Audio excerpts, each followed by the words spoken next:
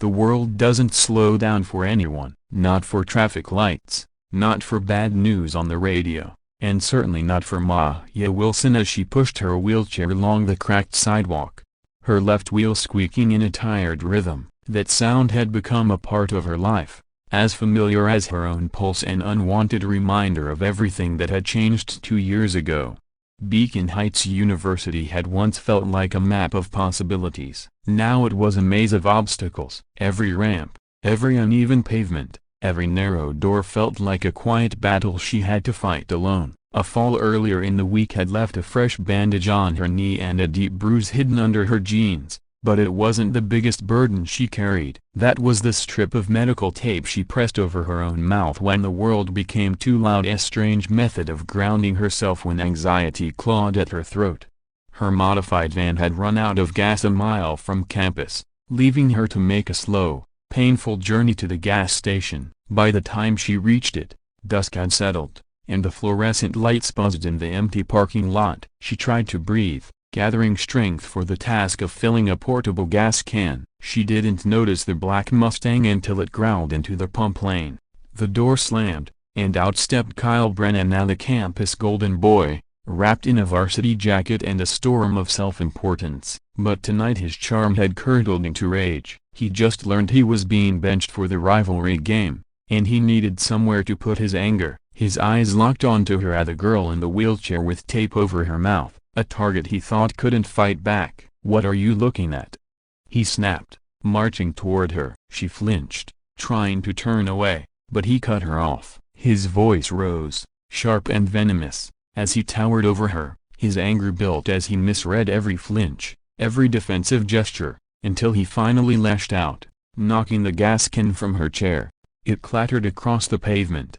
When he saw the tears in her eyes, something ugly lit inside him. He drew back his foot, aiming for her injured knee, a blow that would have broken her. She squeezed her eyes shut, but the kick never came. A deep rumble rolled through the gas station, at first like distant thunder, then growing into a wall of sound. Dozens of engines, low, powerful, synchronized. The ground trembled as more than 40 motorcycles turned into the lot from both entrances, forming a circle around them. Kyle froze. Maya opened her eyes. Leather vests, skull and helmet patches. A presence that felt ancient, fierce, and unwavering. These weren't weekend riders, they were a brotherhood. Their engines shut off in a ripple of silence. The leader stepped forward, massive, bearded, weathered, a man carved out of road dust and steel. He didn't even glance at Kyle. He knelt in front of Maya and gently peeled the tape from her mouth. "It's okay, darling," he said, his voice low and steady. "You're safe now." His name was Jax.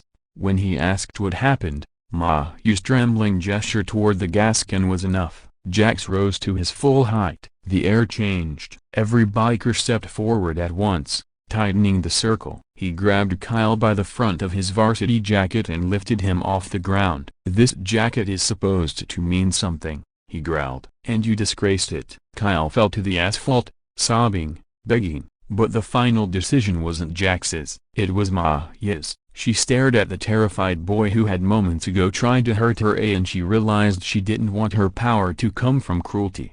"No," she whispered. "Don't hurt him." Jax gave her a look full of respect, then turned to Kyle. "You're going to fill her gas can, you're going to pay for it, and then you're going to leave. If you ever come near her again, a broken bar, the road guardians will know." Kyle obeyed, shaking so violently the nozzle rattled in his hands. Then he fled, tires screeching. But the night wasn't done with Maya.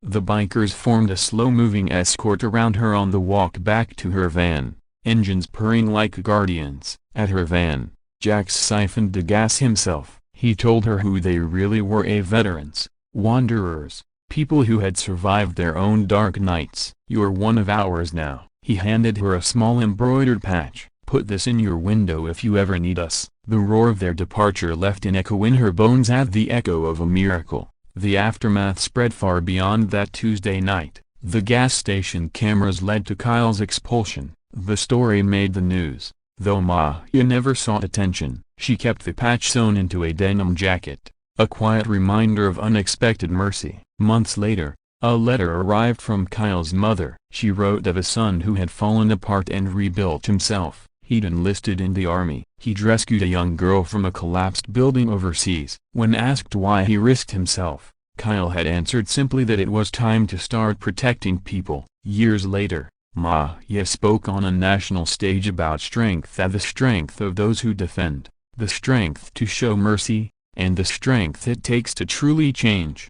A man stood at the back of the auditorium, posture straight, hair cut short. Kyle. He didn't approach her, he only gave her a slow, respectful nod, the same kind of nod Jax had given her years before. A circle closed in silence. Maya learned that the world doesn't stop for anyone, but sometimes, when you need it most, it sends an entire cavalry to help you move forward. Sometimes justice is loud, and sometimes it's quiet, found in redemption, not revenge. She kept that patch, she kept the lesson, and she kept moving. The winter sun hung low as Maya rolled across the campus courtyard, her breath turning to white mist in the cold air. Students passed her with smiles, now real ones, not the awkward, distant glances she used to receive. Word about the gas station incident had spread farther than she ever expected, and suddenly people knew her name for the first time. But with the attention came whispers. Not everyone believed the story. Some called her dramatic, some said Kyle had been pushed too far, some even blamed her for his expulsion. Maya tried to ignore it, a broken bar, until the day she found a note taped to her locker. You think you're safe just because you have bikers watching? Wait until they're not around. Her stomach dropped. She told no one, not Jax, not campus security, no one. She didn't want to bother anyone again. But the note wasn't the last. By the end of the week, 3 more appeared, each more threatening. Then, one evening as she left the library, the lights in the hallway flickered. Footsteps echoed behind her. A shadow moved closer, slow and deliberate. Her pulse kicked up, her hand shook as she pushed her wheels faster. A voice called out, "Hold on!" She froze. The boy who stepped into the light wasn't a stranger. It was Liam Rivers, quiet, bookish, the kind of student who always held doors for everyone. He looked nervous, breathless, holding a crumpled folder. "Yeah, broken bar, I'm sorry," he said.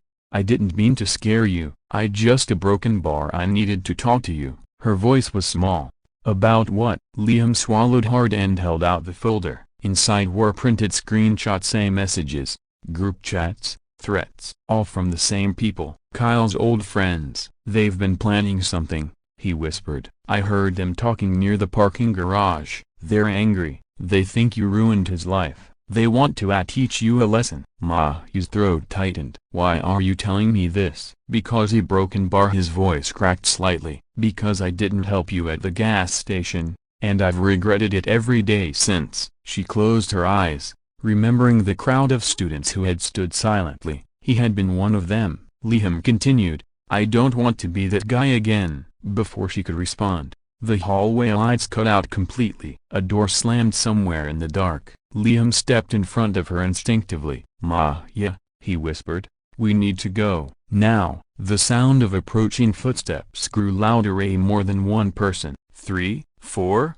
her heart pounded. And then faint at first, distant came the rumble. A sound she knew, a sound she felt. Motorcycle engines. Not one, not two, dozens. The windows vibrated as the thunder grew nearer. Maya exhaled, her fear slowly melting into something steadier. A broken bar stronger. "They came," she whispered. Liam stared at her. "Who came?" She didn't answer, because the answer was already shaking the walls. And she knew this time she wasn't alone.